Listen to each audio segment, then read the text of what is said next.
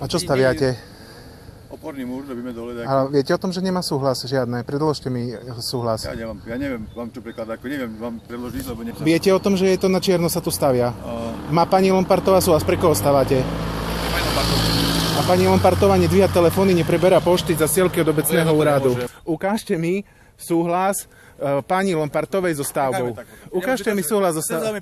No však pekne sa rozprávajme, ale nie, tak rozprávajme sa pekne. Ja vám hovorím, že táto stavba je čierna stavba, súhlas nemá, pani Lompartová o tom informovaná bola, nepreberá poštu.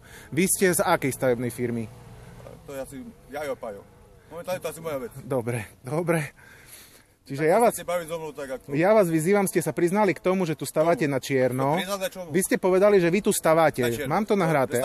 Áno, máte súhlas. Ukážte mi súhlas. Ja nemám čo ukázať. Ukážte mi papier, že máte povolenie so stavbou.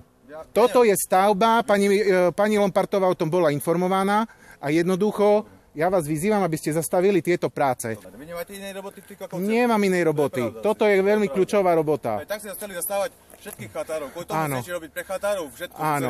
Tak presne vidno, čo robíte pre chatárov. No a čo robíme? Že tu čierna stavba bude vyrastať v rozpore s územným plánom? Má súhlas, ukážte mi súhlas. Ukážte mi súhlas, no tak uvidíme, či to tak bude. To nehádame. Ja vám hovorím, predložte mi súhlas a vás vyzývam, vy ste z akej firmy? Vy ste povedali, že vy tu stávate pre pani Lompartovú, vaši zamestnanci. Nie za slova, vy ste to povedali. Ešte raz sa vás pýtam, z akej ste stavebnej firmy? Je to vaše zariadenie? Vážení občania na celom Slovensku, práve vidíte prístup, aká arogancia je a budeme o tom informovať aj generálneho prokurátora, čo sa tu deje. Bo toto nie je normálne. V územnom pláne je toto územie sa nesmie tu stávať nič. Vy tu stávate v rozpore so všetkými povoleniami, nič tu nemáte. Nepreberá poštu majiteľka pozemku. Čo to má znamená toto? To holubník tu bude?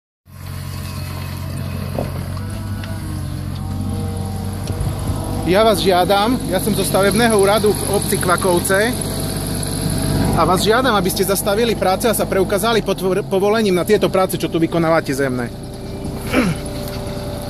Ukážte mi povolenie. Ukážte mi povolenie na práce, ktoré tu máte. Ukážte mi súhlas na práce, ktoré vykonávate. Ja som zo stavebného úradu v obci Kvakovce, som starostom obce. Ja chcem vidieť vaše povolenie na základe toho, čoho tu kopete. Pre akú firmu pracujete? Sa vás pýtam, pre akú firmu pracujete?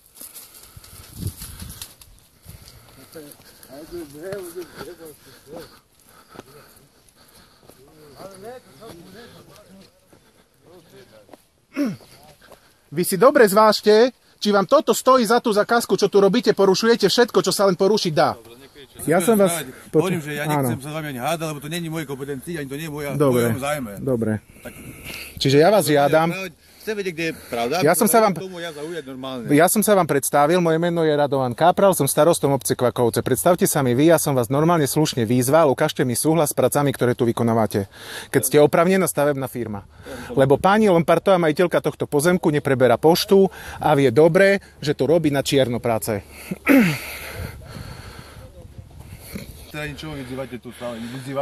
My máme stavebný úrad je prenesený výkon štátnej správy, ja za to zodpovedám, ja sa vás pýtam, čo tu vystrajate. A ukážte mi súhlas. Keď mi ukážete súhlas, ja odchádzam.